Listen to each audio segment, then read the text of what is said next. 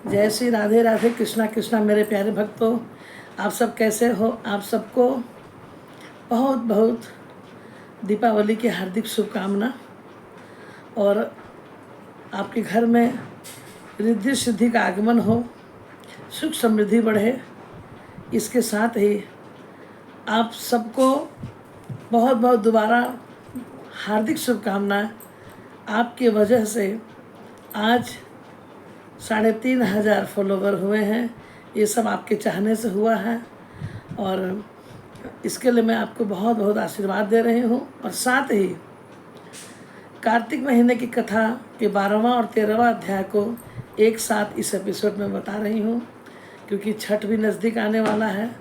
और मैं उम्मीद करूँगी कि आप सब कथा को जरूर सुनेंगे, सुनकर अपने जीवन को कृतार्थ करेंगे। जय श्री राधे राधे, कृष्णा कृष्णा।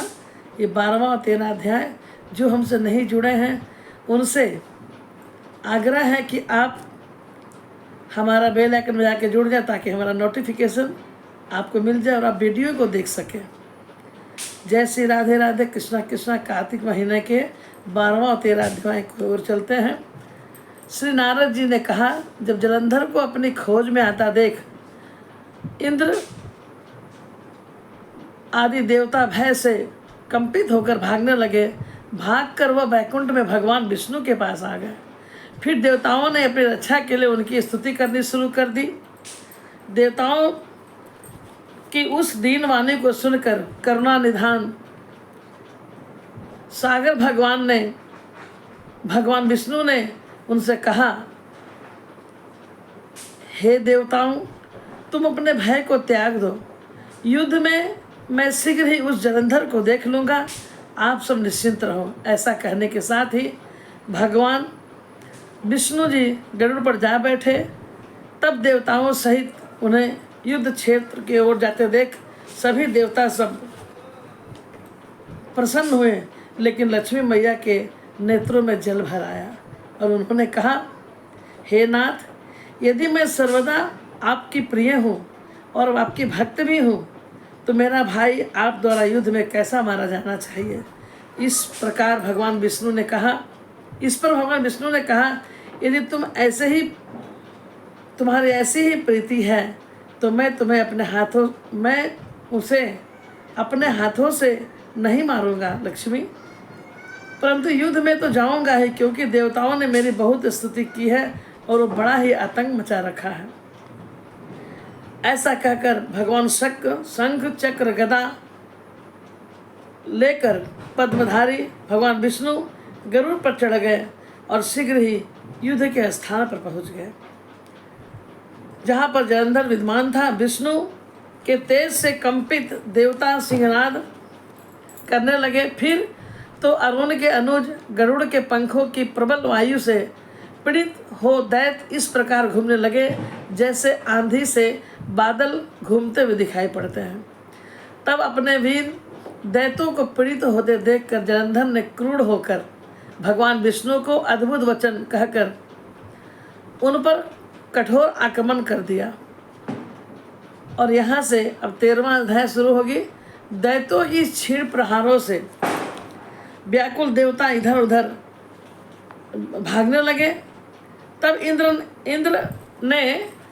इंद्र और बाकी देवता भी भयभीत होकर इधर उधर भागने लगे। गरुड़ पर चढ़े भगवान युद्ध में आकर उन्होंने अपना सारंग नामक धनुष को जोर से टंकार लगाया। त्रिलोक गूंज उठा। पल मात्र में ही भगवान विष्णु ने हजारों दैत्यों के सिर काट दिए। यह देखकर जलंधर से के क्रोध की सीमा नहीं रही।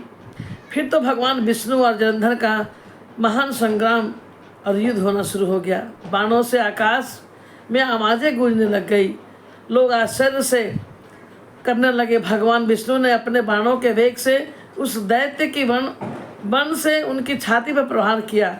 इससे व्यतीत हो उसने अपने प्रचंड गदा उठाए गरुड़ के मस्तक पर दे मारी।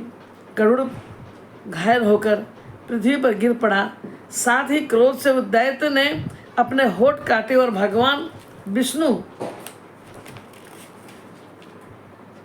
की में तिछ बाण मारा छाती में, इसके उत्तर में भगवान विष्णु ने उसकी गदा काट दी और अपने सारंग धनुष पर बाण चढ़ाकर उसे बेधना शुरू कर दिया। जलंधर भी उस पर अपने पहने बाण बरसाने शुरू कर दिए। जलंधर ने भगवान को कई पहने बाण मारकर वैष्णव धनुष कट जाने पर भगवान ने गदा ग्रहण कर ली और शीघ्र जलंधर को खींच कर मारी, परंतु उस अग्निवत अमोद गदा की मार से भी वो चलामान न हुआ और मंदोमंद हाथी के समान, मदमस्त हाथी के समान उसे यानी गदा को मारकर को फूल की माला ही जाना पड़ता। ऐसे दुर्गम युद्ध अत्यंत ही क्रोधित होकर अग्निमुख त्रिशूल उठाकर भगवान विष्णु को पर छोड़ दिया। भगवान ने, मेरे प्यारे जलंधर बहुत ही शक्तिशाली था, जैसे एक मतवाला हाथी हो। भगवान ने शिव के चरणों को स्मरण कर नंदन नामक त्रिशूल से उसके त्रिशूल को छेद दिया। जलंधर ने झपट कर भगवान की छाती में एक मुष्टि मारा। उसके उत्तर में भगवान विष्णु ने भी उसकी छाती पर अपनी मुष्टिका का प्रहार किया।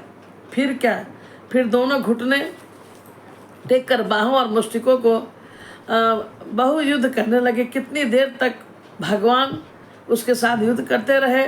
जब कुछ सम्मिलित हो गए तब सर्वश्रेष्ठ मायावी से भगवान ने उस दैत्य से मेघावाणी से बोले, रम दुर्गम दैत्य श्रेष्ठ धन्य है जो इस महायुद्ध में इतने बड़े बड़े आयुधों से भी भयभीत न हुआ। तो इस युद्ध में मैं बड़ा खुश हूँ। तू तो चाहे वो हमारा मांगो, मैं अद्वैत वस्तु भी आज दे दूंगा। मायावी भगवान विष्णु की ऐसी वाणी सुन जलंधर ने कहा और भावुक, यदि आप मुझ पर खुश हैं तो यह वर दीजिए कि आप मेरी बहन के साथ अपने सारे कुटुंब के साथ मेरे ही घर पर निवास करेंगे। नारद जी कहते हैं, ऐसे वचन सुनकर भगवान को खेद तो हुआ, किंतु उसी क्षण उन देवेश ने तथास्तु कह दिया। अब भगवान विष्णु सब देवताओं के साथ जलंधरपुर में जाकर निवास करने लगे। जलंधर अपनी बहन लक्ष्मी और देवताओं सहित भगवान को वहाँ पाकर बहुत प्रसन्न हुआ। फिर तो देवताओं के पास जो रत्न थे उसके स्थान पर दैत्यों का आदि थे, उसके स्थानों पर दैत्यों को स्थापित करके जलंधर पृथ्वी पर आया। निशुंभ को पाताल में स्थापित कर दिया और देव दानव यक्ष गंधर्व सर्प राक्षस मनुष्य आदि सबको अपना वशवर्ती बनाकर त्रिभुवन पर शासन करने लगा। उसने धर्मानुसार सुपुत्रों के समान प्रजा का पालन किया। उसके धर्मराज में सभी सुखी थे। बोलिए वृंदावन बिहारी लाल की जय। इस प्रकार 12वां और 13वां अध्याय का विश्राम हुआ। आपको एक कथा अच्छी लगे तो आप अपनों में शेयर करें और कमेंट में जय श्री कृष्णा जय तुलसी मैया जरूर करें।